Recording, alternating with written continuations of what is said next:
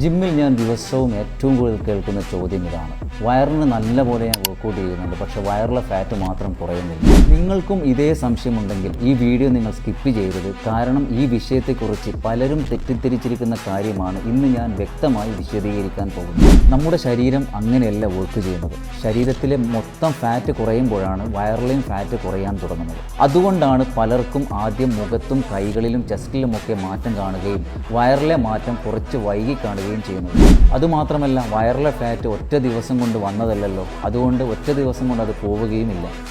ക്ഷമയോടെ സ്ഥിരമായി ഡയറ്റും വർക്കൗട്ടും തുടർന്നാൽ പ്രതീക്ഷിക്കുന്ന മാറ്റം തീർച്ചയായും കാണാൻ സാധിക്കും. സത്യം പറഞ്ഞാൽ പ്രശ്നം വർക്കൗട്ടിലല്ല. ജിമ്മിൽ 1 മണിക്കൂറോ 2 മണിക്കൂറോ നന്നായി കഷ്ടപ്പെടും, പക്ഷേ വീട്ടിലെത്തിയാൽ ഫുഡിൽ ഒരു കൺട്രോളുമില്ല. ആവശ്യത്തിന് പ്രോട്ടീൻ ഇല്ല, ഉറക്കമില്ല, ദിവസവും ഓരോ കാരണങ്ങൾ പറഞ്ഞ് ഡയറ്റ് മാറ്റിവെക്കും. ഇങ്ങനെയൊക്കെ ചെയ്തിട്ട് വയറ് മാത്രം കുറയണമെന്ന് പറഞ്ഞാൽ അത് നടക്കില്ല. ജിമ്മ് പ്രധാനമാണ്. ജിമ്മിൽ നിങ്ങൾ ചെയ്യുന്ന 1 മണിക്കൂർ മാത്രം നിങ്ങളുടെ റിസൾട്ട് തീരുമാനിക്കില്ല. ബാക്കിയുള്ള സമയത്ത് നിങ്ങൾ എന്ത് കഴിക്കുന്നു, എങ്ങനെ ഉറങ്ങുന്നു, എത്ര സ്ഥിരതയോടെ മുന്നോട്ട് പോകുന്നു, അതൊക്കെയാണ് നിങ്ങളുടെ റിസൾട്ട് ഉണ്ടാക്കുന്നത്. അതുകൊണ്ട് വയറ് കുറക്കാൻ വയറിന് മാത്രം വർക്കൗട്ട് ചെയ്യേണ്ട. ആദ്യം ശരീരത്തിലെ മൊത്തം ഫാറ്റ് കുറയ്ക്കാൻ ശ്രദ്ധിക്കും.